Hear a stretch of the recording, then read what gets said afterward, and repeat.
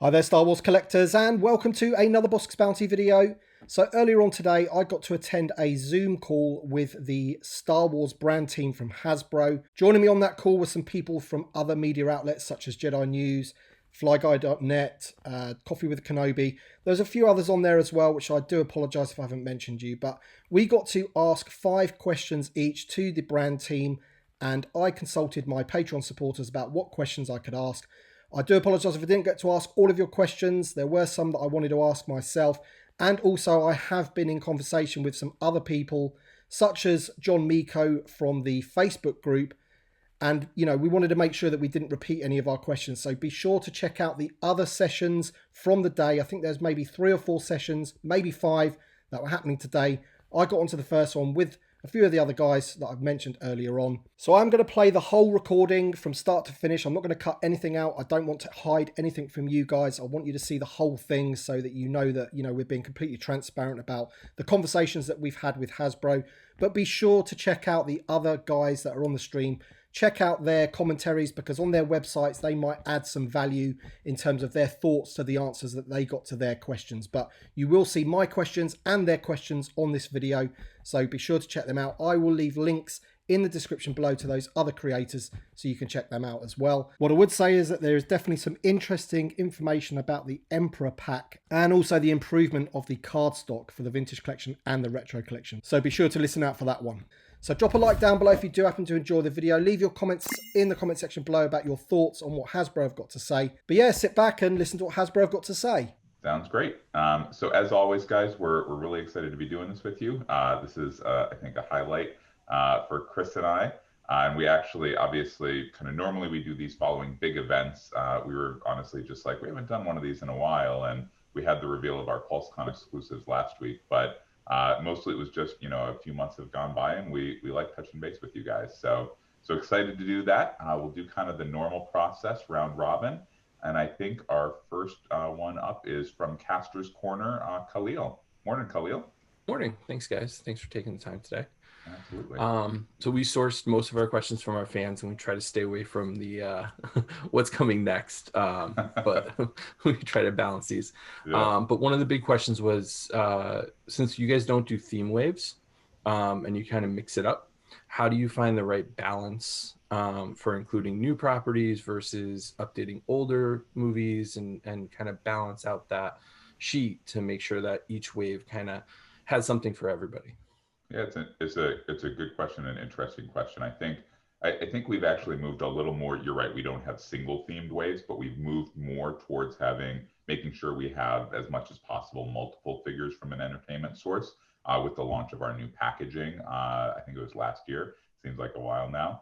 But yeah, you're right. It ebbs and flows basically. So in a year like 2018 and early 2019, where we had a long time between entertainment, that's where we were able to go back and kind of hit a lot of those prequel characters, some animated characters that we had really wanted to do. We're in a different place now, which is great with so much entertainment. And so that's where we lean a little more into the entertainment. We still try to make sure to pepper in some classics. We know how important those are, especially for vintage fans, but for Black Series fans as well. But yeah, that's kind of how we try to strike that balance. Thanks. Absolutely. I think up next is Coffee with Kenobi. Dan. Morning, Dan. Hey, good morning. Good to see everybody. I'm excited to ask you about the evolution of the Trapper Wolf figure and Dave Filoni's reaction when he got the news that he was going to be immortalized, as if he wasn't already. Absolutely, yeah. With all of our figures, obviously we work very closely with Disney and Lucasfilm. We say this all the time, and it's very true. They're great partners. We're fortunate to work with them. This is one, obviously, we worked very closely with them throughout the development process for that figure. When we saw him in season 1 of The Mandalorian, we were obviously very, our minds started whirling, and we saw the opportunities there. We haven't received word of his reaction directly, but of course we're just as excited as you guys to hear that. We're fans ourselves. We created the figure, and I think Chris might have had an interaction with Jon Favreau where there was some indication of the appeal. I don't know, Chris, if you want to speak to that. Well, yeah, I think we, in our last HasLab update, we kind of told you guys that John Favreau had stopped by the office, and when he saw the prototype for the figure, he FaceTimed over with Dave. So it was a pretty hilarious moment there, like making fun of each other and stuff. So awesome, very cool. All right, I'm going to incrementally try to improve my computer situation here, so that's why I'll be fidgeting a little bit. But next up is James from Jedi News. Morning, James. How's it going? Morning. How are you? How are you both doing? Fantastic, as always. Good to be here with you guys. Jolly good. So the first question from our readers is that the upcoming playsets in the Black Series and the Vintage Collection are most welcome, but will you ensure that additional characters will be available in a timely fashion to support them? Because we're still waiting for additional characters for the Bespin freezing chamber, and we've currently got no Ugnaughts to operate the machinery. well, and who doesn't want more figures, right? So, and we're in the same camp. So we're always looking for ways to do that and balance that new figure with, or balance a figure to fill out those things with new entertainment figures. So it's a constant struggle and something we always look at, but we're still committed to building those out. Brilliant. Thank you. We lose Patrick again. I think he's changing his monitor. Awesome. Great. All righty. Up next, we've got Tim from Bossk's Bounty. Thank you, Patrick. Thanks for the opportunity to be here again. Question about the Emperor throne room set for the Vintage Collection that was recently announced. Just wondering if the figure of the Emperor inside that set will be a carded figure like you've done with other play sets, and if not, will he be released further along the line in the main line? Absolutely, yeah. So this item is a PulseCon exclusive. So they're basically very similar to our San Diego Comic-Con exclusives from previous years. They've just shifted to PulseCon this year because there is no San Diego Comic-Con. So just like our San Diego Comic-Con exclusives in the past, this one will not be on a card in the throne room set. This being said, we definitely know the importance of getting carded figures, these figures on cards. And so this is an early release. And so, that's true for I think nearly all or most of our kind of figures with new development behind them for our convention exclusives. So this is an early release. The throne is, there are no plans at this point for the throne or the window beyond this set. But yeah, the figure itself is an early release from mainline. Awesome. Thank you. Absolutely. Thank you. All righty. Up next, Stephen from Fly Guy. Morning, Stephen. Hey guys, thank you again for letting us get a chat with you. The Cantina set for the Black Series line was just huge, I think, for a lot of 6-inch fans. Did notice the additional play sets are required as mentioned within it, and a lot of people are saying, well, there's another set, or it's one set, it's all included. How does that work within that set? Are we getting half a Cantina, or maybe there's another set coming to complete the Cantina? Because you've kind of told us additional play sets are required. Yeah, it's built out in there so that it's modular, so you can expand it with the pieces that come in that set. So if you want a full oval shaped Cantina bar from that, you can buy 2 of them, and then you have the backdrop piece, so you can put 2 of those back to back, and they nest nicely to fill in a lot more pipes and stuff. And then the little curve section is a separate piece from the straight section. So if you have 2 sets, you can build the full racetrack. Right. Sort of bar, okay. So pretty much like you were just saying there for the PulseCon exclusive, maybe that's just for PulseCon, but the figures will likely come out at some point. Ponda Baba, etc. Evazan, I think that's kind of what you've just said, maybe. From Emperor's. Yeah. So this is being marketed as the figures are an early release. The Obi-Wan with the photoreal deco update, this is the place to get it. And then there's no current plans with the Cantina bar piece. Cool. Awesome. All right, Matt from Star Wars: The Black Series. Morning, Matt. Morning, guys. Evening. Evening. Late at night. Thanks for doing this again. My first question is about the I think it was on your Father's Day reveal of the 501st Clone Trooper being released in the archive, and that obviously came from the original Order 66 pack, and that's being released on the old clone body, where a week or so later, the reveal of the 212 battalion clone trooper on the new body was announced, so which was also a part of the Order 66 pack. So just a question around the decision that was made on re-releasing Order 66 on old body and new body, and is there going to be some kind of consistency or the reason behind the decision to do that? Well, the 501st guy, he was one of our archive figure releases. So, and our normal approach there is to take exactly what that figure was previously and give it a little update here or there as we can. I mean, photoreal deco is a normal sort of update for those. So that's part of the reasoning into that. There's also, with both of them happening at the same time, I mean, there's physical capacity issues of how many we can make out of the molds at the same time. So that way, we were, with those in particular, we were able to dual path those things so we could have two clones happening at the same time. Yeah. But, and then the fact that it was archive and kind of following that normal process of just updating a previous figure. So, okay. Awesome. All right, back to the top with Khalil. So we love the Cantina set. We had a similar thought of what Fly Guy said, but everybody looks like they have intact appendages in that set.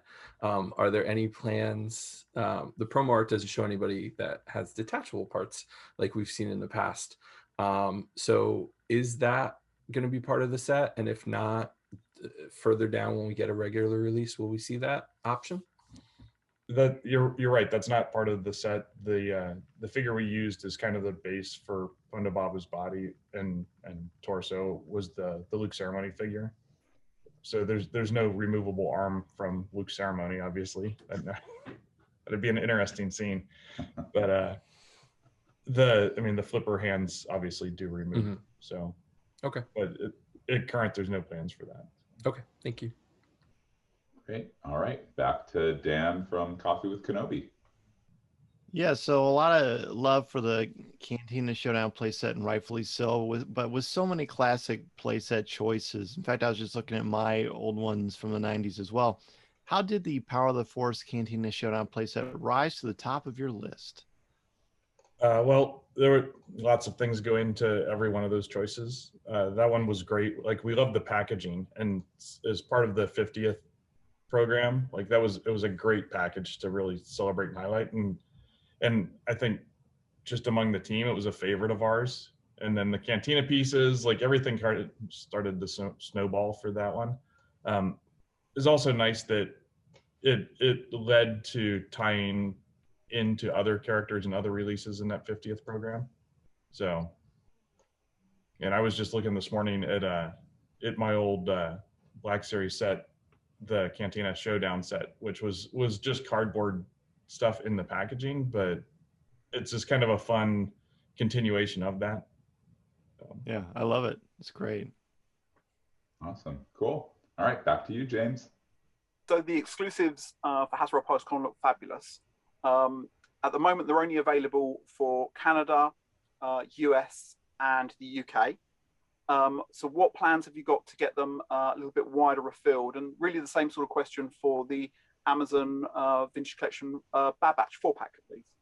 Absolutely, yeah. So it's I'm glad we timed these after those reveals so we can clarify it. So yeah, those are not there. We do items that are Pulse and Shop Disney exclusives, and these are different. These are PulseCon exclusives, and I understand that sounds very similar. But again, these are basically the same as how we've handled San Diego Comic-Con exclusives in the past or Celebration exclusives. So these are obviously in the US and the UK and Canada. These are exclusive to Pulse, in that PulseCon timing, just like at San Diego Comic-Con. We don't sell that at other places in the US. As we've done in the past, other regions, other markets around the world will be able to take these items after they launch at PulseCon, or in some cases before. And I happened to look into this recently, and some of these items are being offered in all regions. I looked, and they're being run in Latin America, Europe, Asia Pacific, and so these are going to be available globally. Similarly, in terms of Pulse itself, because I know that that kind of impacts these items as well. We're excited that Pulse, to your point, has expanded to the UK, and we are working to expand that to additional markets in the EU and globally. So it will be simpler in the future. And it's the same case with the Bad Batch pack. I did look into that one. Quantities are, available in all regions. They're not necessarily available now, but they will be available ultimately in all of those regions that I mentioned. Again, I'm not sure if every country will have them, but broadly speaking, I know that there are quantities that will be available in all regions. And just to clarify that, will that be Amazon exclusives or that would be from other retailers? Amazon, yeah. Basically, anytime we do an Amazon item, it's always with Amazon.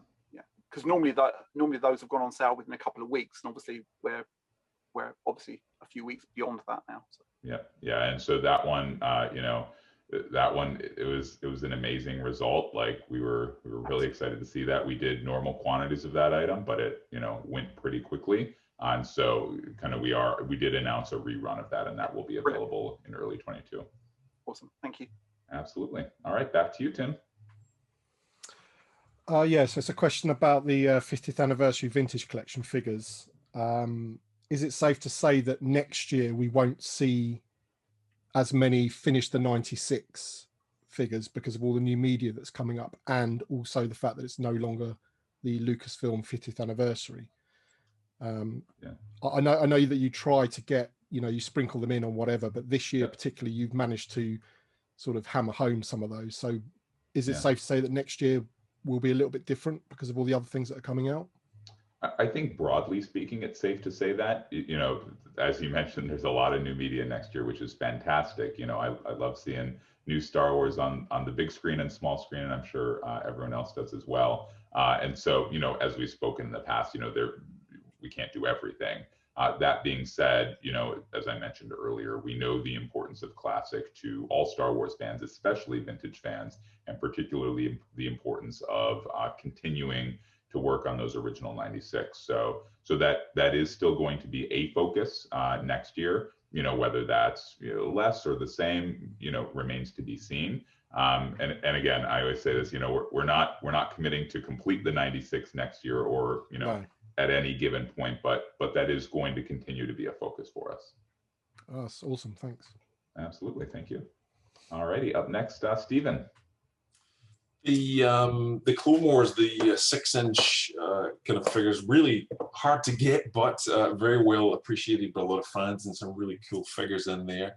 But some 3.75-inch fans had asked if we could ask this question too, that there was some classic 3.75-inch figures on that card. As well as things like Pre-Vizsla, which was Star Wars, the Clone Wars, but a kind of blue card.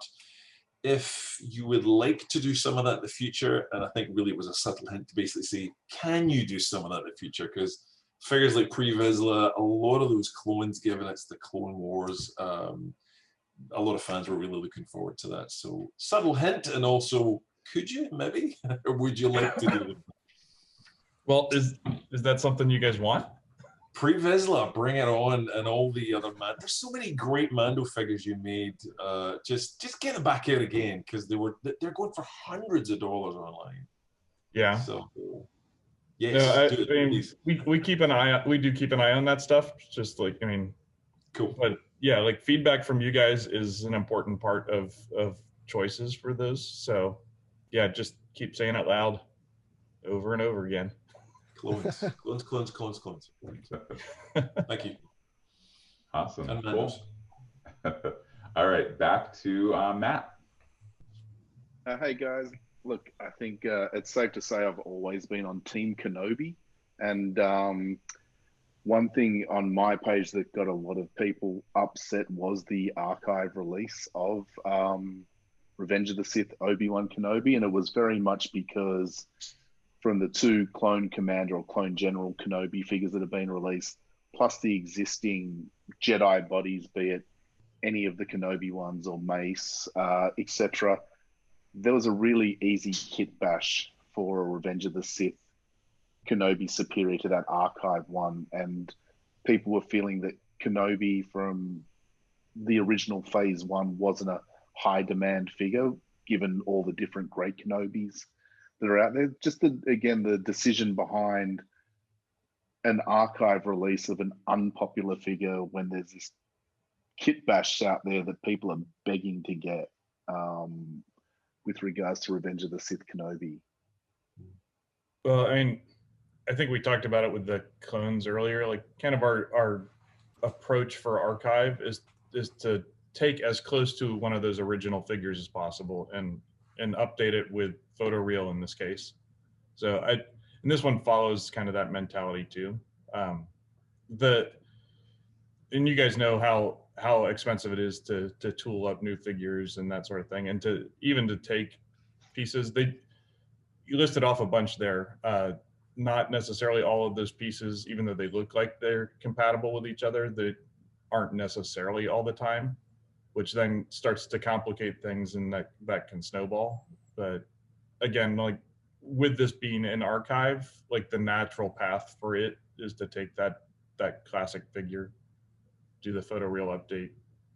So yeah, I guess the other thing being that archive has been about trying to improve great figures or demand figures, and I guess the feeling from my page was that this Kenobi wasn't a demand figure, whilst there's these other really, that I think it comes down to the brilliance of the current Clone Wars Kenobi head, Clone General Kenobi head kind of thing, and the desperation of people to see that on a Revenge of the Sith release body kind of thing, as opposed to what was from 7 years ago.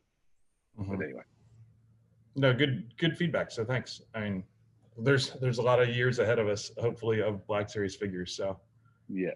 And just one quick note in terms of that character, it was one of the finalists in our archive fan vote. I think it was last year, and so that fed into it as well. And we know when people are making those votes, they're not necessarily voting on the sculpts, but the character. So that's what drew us to the character. And then, yeah, since archive launched in 2019, the focus has been getting those figures back out for fans who didn't get them in the first place. The photoreal deco update for fans who got them in the first place is a great bonus. Yeah, thanks, guys. Absolutely. All righty, back to Khalil. What do you have for us, Khalil? So one of my favorite parts of your live streams have been the pipeline reveals, because it adds a little bit more to kind of like the excitement about the line, not just what's hitting right now, but what we can expect. That first wave was basically a wave of figures. Is that the pattern that you guys are going to be following as you do those pipelines as a wave, versus this will be in this wave, this will be in this wave, and this will be in this wave? Are they like planned to be a wave when you reveal them as a pipeline? Yeah, I wouldn't say so necessarily. And I think we're going to, as we mentioned on the last live stream, those will be a regular part of our news moving forward. And so I think we'll see a little more pipeline reveals.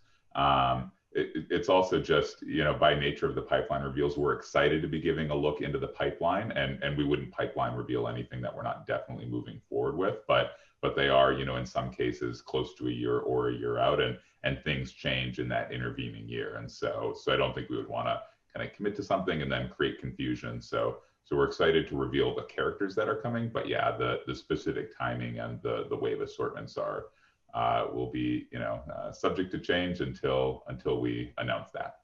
Cool. Thank you. Absolutely. Cool. Dan, back to you. Yeah, so I was looking forward to hearing about the mold differences between the retro Mandalorian collection and the vintage collection line. Well, I mean, they're obviously completely different types of figures. Yes. The 5-point of articulation figure for man, my head this morning. You guys got me up too early. For retro is that's what, a 6-piece figure. And then TVC is obviously way more posable. So, and what we have about 20 points of articulation in there, and just a lot more parts. So fundamentally it's just way more posable for TVC, and obviously style differences. So right. No, I think I'm most fascinated by the look of for example, the Mandalorian himself. I just think it's amazing and brilliant how it can look like the same figure, but also look so much different. And I can't even draw a straight line with a ruler. So this kind of stuff blows my mind. Yeah, well, we've got some great talent working on this stuff.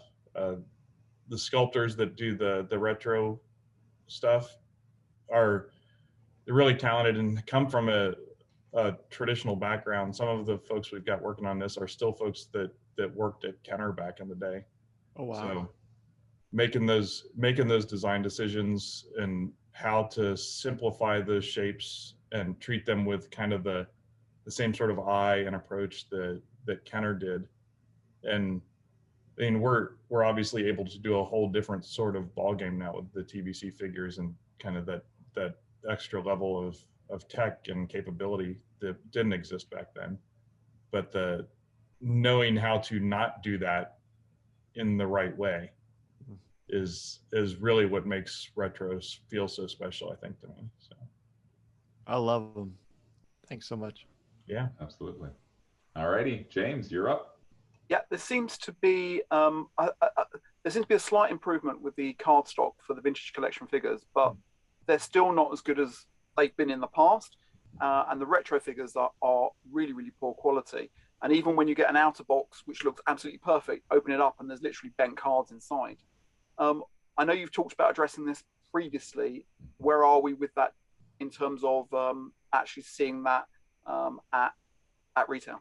Yeah, absolutely. We're gonna break some news this morning. We were gonna save this for our next live stream, and it's not the biggest news in the world, but it's meaningful. We are moving to a thicker card stock on both vintage figures and retro figures. This will start, as we always talk about, like these processes are long. So it's not going to start, next week. It'll be later this year or early 2022, just because of the kind of supply chains involved. But yeah, we've heard the comments from the community, and obviously this isn't free for us, but we know it's important. We talk all the time, and we hear you guys talking about how important the packaging is, and we want to do what we can to ensure that packaging gets to fans in the condition that it's supposed to. So we'll try it out. We'll see how it works, and we'll go from there. But yeah, we are moving to a thicker cardstock on both vintage and retro moving forward later this year. Brilliant. Thank you very much. That's awesome news. Absolutely. Yeah, we're excited. Cool. All right, Tim, you're up. That is fantastic news, by the way. My question's about, I think on the I Am Your Father's Day live stream, you announced or revealed all of the Rogue One figures for the Black Series, and it's just a question about anniversaries in general, really. I know that you, Patrick, said that this year was going to be like a Rogue One mini beat, I think you described it as. And that's been the case for the Black Series and the Vintage Collection. We've had a few little bits in the Vintage Collection, including the upcoming X-Wing and what have you. So without naming specific characters, because I know you can't do that, but next year is the anniversary for Attack of the Clones, I do believe. And I'm just wondering, in both scales, if that's something that you, again, might think about doing a mini beat for. I understand you've got loads of other media to concentrate on as well. But in terms of the Vintage Collection, since the Vintage Collection's come back, I don't think we've had any Attack of the Clones figures whatsoever, except for VC45, the Clone Trooper reissue. So, it's kind of like a thing that's missing since it's come back. Yeah. So maybe next year will be like the perfect opportunity to get a few out there. Yeah. Dooku. There might have been some other reissues from Attack of the Clones, but we won't talk about those. Okay. And maybe I'm mistaken. Yeah, no, it's a good question. It's something we've talked about. It's a possibility. We won't confirm or deny. But that being said, this kind of ladders up to what we talked about a little earlier. This year in 2021, because it was the Lucasfilm 50th, and because we just didn't have a lot of new media between Mando Season 2 and then Bad Batch before the end of the year. Next year is going to be a little different, and we know fans are going to be excited to get figures from that new media, and so we will be leaning a little more heavily into that and a little less into classics. So we will see what comes, but next year is a bit of a different story. Okay, thank you. Absolutely. All right, Stephen, back to you. So these Clone Wars 6-inch figures we were showing earlier on, it's kind of sparked a bit of a nostalgia wave in some ways for a lot of people, and a lot of fans had talked about what was potentially those days were good old days, and there was a huge number of figures released at that time. There was DVD packs, there was twin packs, there was so many Clone Wars figures. And fans loved, again, the clones being in multiples and lots of different color variations or whatever, which was supported by the show. So I guess the question is really around more about the quantity of figures you release per annum as a kind of detail. So Marvel Legends, Dwight and the guys tend to churn them out like there's no tomorrow. But Star Wars seems to be a little bit limited, and Lego had recently admitted that Lucasfilm, to a certain degree, guided, maybe capped, had something on that. I'm not asking you to comment on that, but would you like to release more, or is it down to tooling, licensing, other issues? What kind of constraints do you have, or do you just, you're happy with the quantity you've got? Yeah, I mean, so obviously can't speak to any other companies. But I know I can say very simply and very honestly that there is no constraint from Lucasfilm. Again, cool. They're great partners, and that's just not part of the relationship. It's interesting. I think Star Wars is a bit of a different beast than Marvel Legends, because we do have the Black Series and the Vintage Collection in two very strong fan bases, sure. Whereas Marvel just delivers Legends. I think between Black Series and Vintage and Premium Roleplay and Retro, between mainline and exclusives, we do, as much, if not maybe a little more, a little less, but very close to, or a little more than what Marvel as a brand does. So I think it is that difference between Black Series and Vintage versus Legends. But yeah, basically there are certainly, different constraints on our side, but we put out the as many figures as we can that we think make sense, because we know that fans love the figures without, obviously, on the other end, overwhelming people. And we do read about, people's wallets, crying out in terror. Yeah, but so as with all things, we try to find that balance. But we're hoping we're finding it right now. But definitely let us know, as always. Cool. Thank you. Awesome. Absolutely. Matt?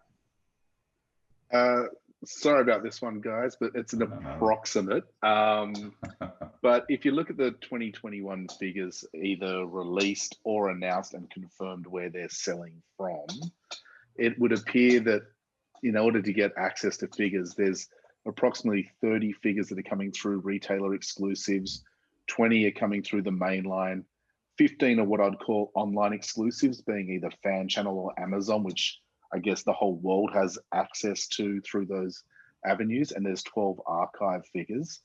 So what I guess I'm going to ask is, what can the collecting community do with respectfully letting our position know on this, understanding the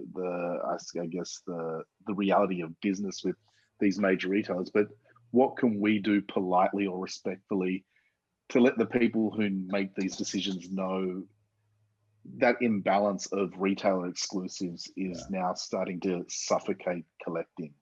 Yeah, so a few things there. One, I think we're aware that fans don't love the number of exclusives. In terms of those retailer exclusives, I think you're talking about items that in the US would be with Walmart or Target or Best Buy or Walgreens. Those items are all, there's nothing kind of barricading them to those retailers. In other markets, those are available to be run with other retailers. And I think we see that in a lot of cases. So I think definitely, if you can bubble up, or your readers bubble up, in comments, all the things we normally talk about, if that isn't happening, because that's something we can look into, those should be available in all major markets. In terms of the balance, it's just what we've said in the past. Basically, you're right. It's kind of the balance of the relationship with those great partners. And basically it's not like we could make a decision or are sitting in the meeting and say, oh, well, we'll turn those retail exclusives into mainline instead. They just wouldn't exist otherwise. Basically, they are kind of a bonus to the line, in that we've said similar things with like vintage specialty figures in the past. Like, they're not taking the spot of anything in mainline, they're just incremental to the line. So I think the feedback that would be helpful is not, we prefer these to be mainline, but just would you prefer them to not exist at all versus being retail exclusives? And that could be good information. Cool. Absolutely. All righty. Back to the top with Khalil. And I do know we're running short on time, so we'll go into a bit of a speed round mode here and try to give, we like to talk a lot. We'll try to give more succinct answers. So we've noticed that over the past 2 years, we've seen Rogue One and Rebels have like the mini beat where they get re-releases on a cast. Last year, our villain Thrawn was in the archive series versus the main line, so the boxes don't have like a complete cast basically from what you've done in the past. Krennic's missing from the re-release of Rogue One. I'm not saying is he being released, but is there thought to completing those murals with the additional characters that maybe don't make it the first time around with the whole crew? Yeah, well, I mean, for the Rogue One stuff specifically, our goal was complete the crew, and that was a very clear target for that. But I mean, with Galen and Antok, like, we're looking to expand that. It's just a matter of timing that and balancing that, like we've said so many times before, with other options for those slots. So, but yeah, I mean, we're always looking to build those out.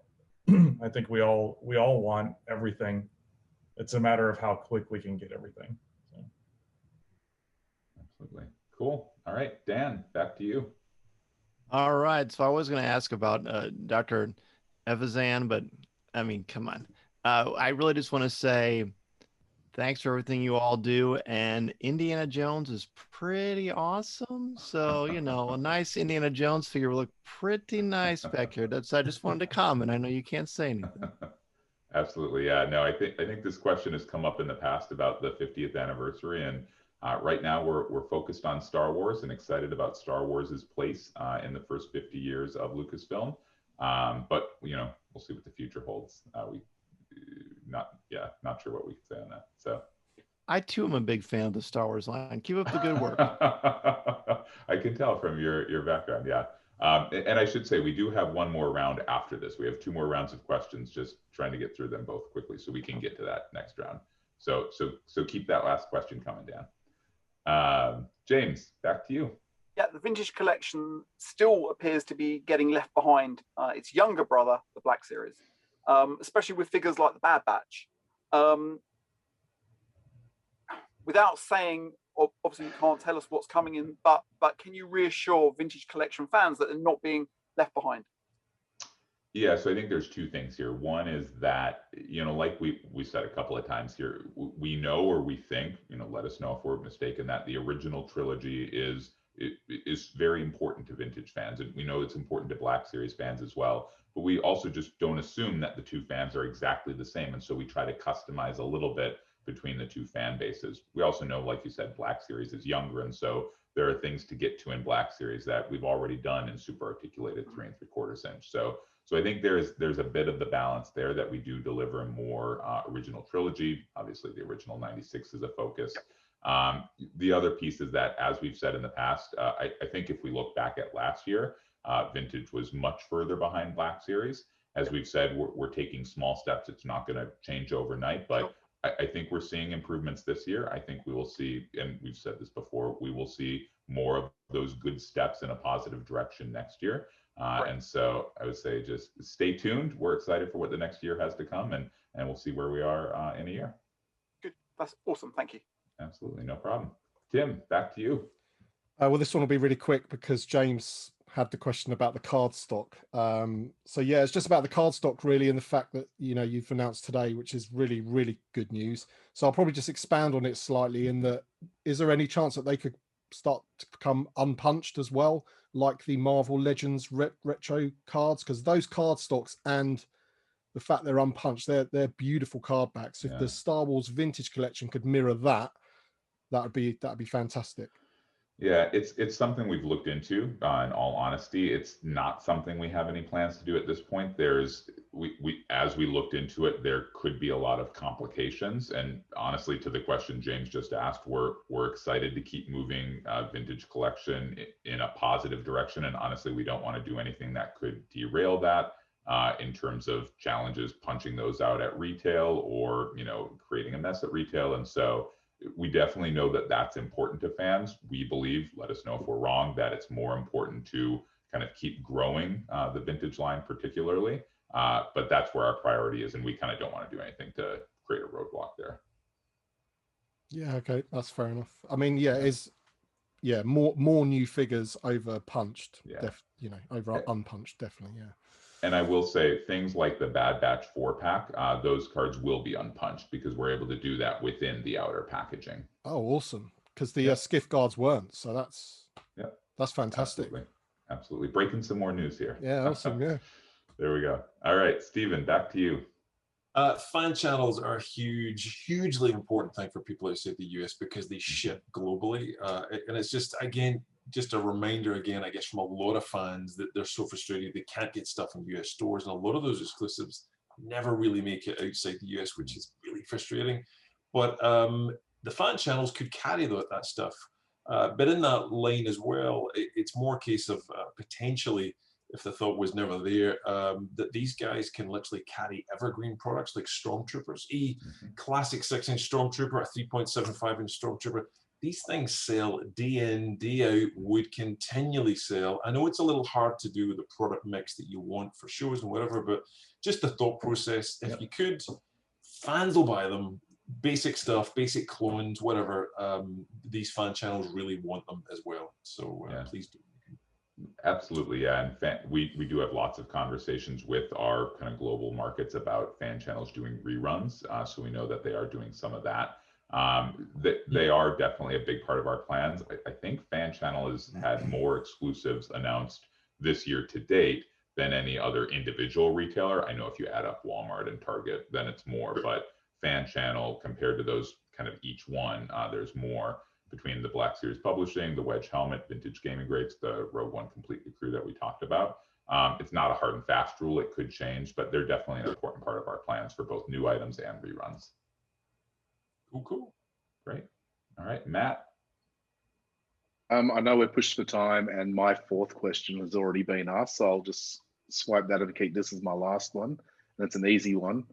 Paplu from last year's San Diego Comic-Con release. I know he won't come with the speeder bike, but can we expect, based on what's been said earlier about other con exclusives, that figure will make its way into mainline?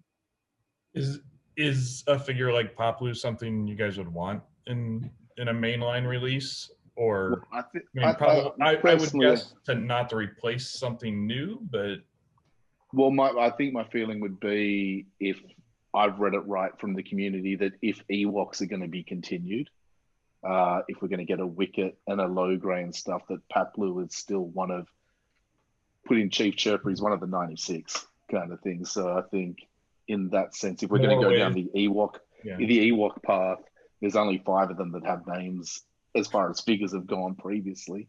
He's one of them. So I think that he would be wanted eventually. So more ways to buy more Ewoks. Well, I'll just put it out. No one outside of America, Canada, and US had the opportunity to buy that PulseCon or 40th anniversary of Jedi on a Jedi card. Yeah. So you guys designing our line for us. There you go. Australia didn't get the opportunity to buy that Heroes of Endor set. So again, that's the I guess where the disconnect comes from international collecting outside of the 3 Pulse markets kind of thing. That's where we miss out on. Right. Okay. Cool. All right, we are going to try to get to this last round of questions, but it is going to be quick answers. So Khalil, kick us off for the last round. Thank you for the Ewok comment. And was there any consideration with the Power of the Force to do a more buff version of Luke and Han to match the original release, or was it always planned to just do the normal ones?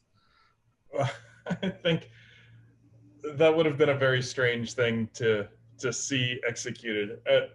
I like the thinking, but I mean those were a way to update those figures and to kind of halo around the Cantina set and stuff. So it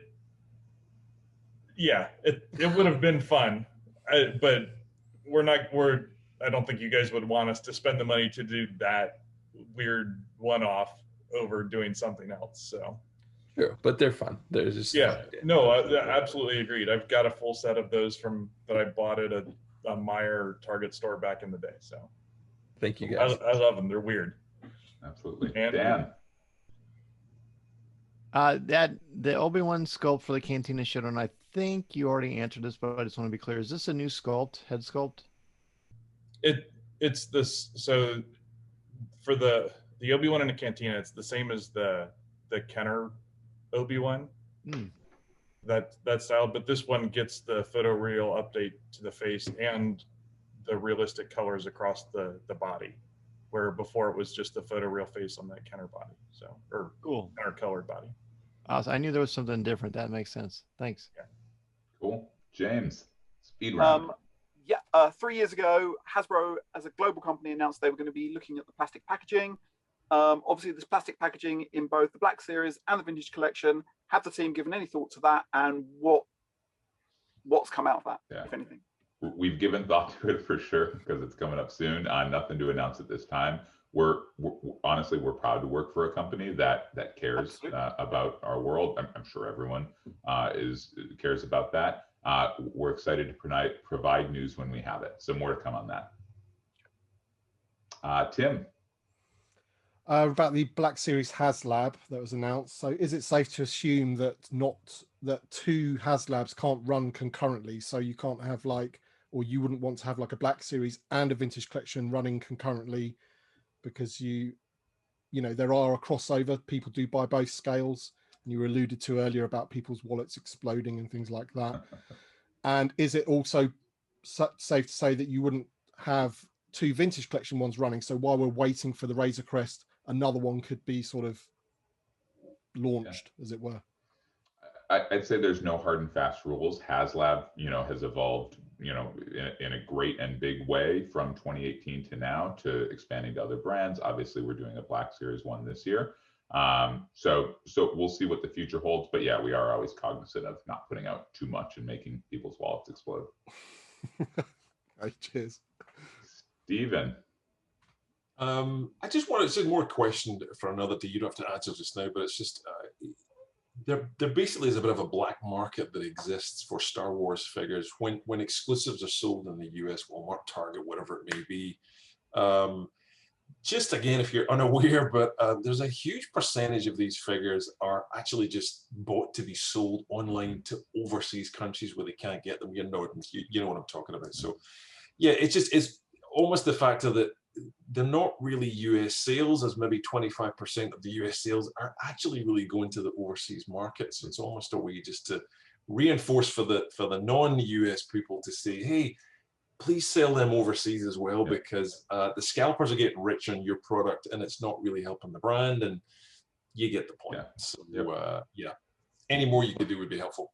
Channel, whatever.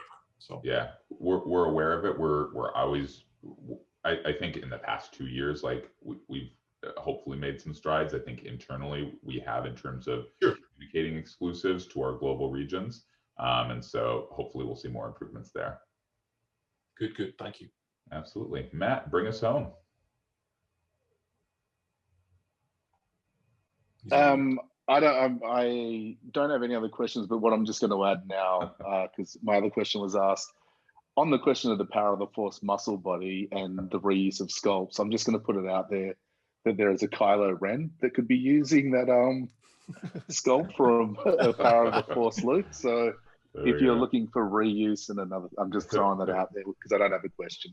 Or that publishing Darth Maul. Yeah, there's a lot of swole characters in the Star Wars universe. Exactly. So that's one possibility. Yeah, I want to see. Please feel free to custom those. I want to see them. Sorry. Oh no, I think the thinking for that line was similar to what we do with our 40th anniversary assortments where they're the actual Black Series figures. They're not a 6-inch figure done in a retro style. We wanted to keep consistent with that so that kind of fans collecting these different kind of throwback packagings would have a consistent collection.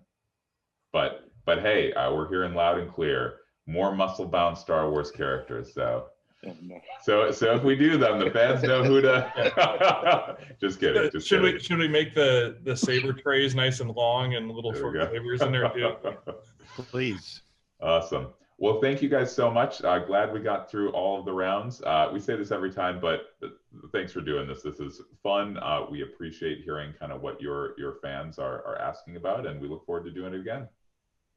Awesome. Thank you guys. Thanks very Thank much. you. See you Guys, soon. have a good day. Good day. Bye now.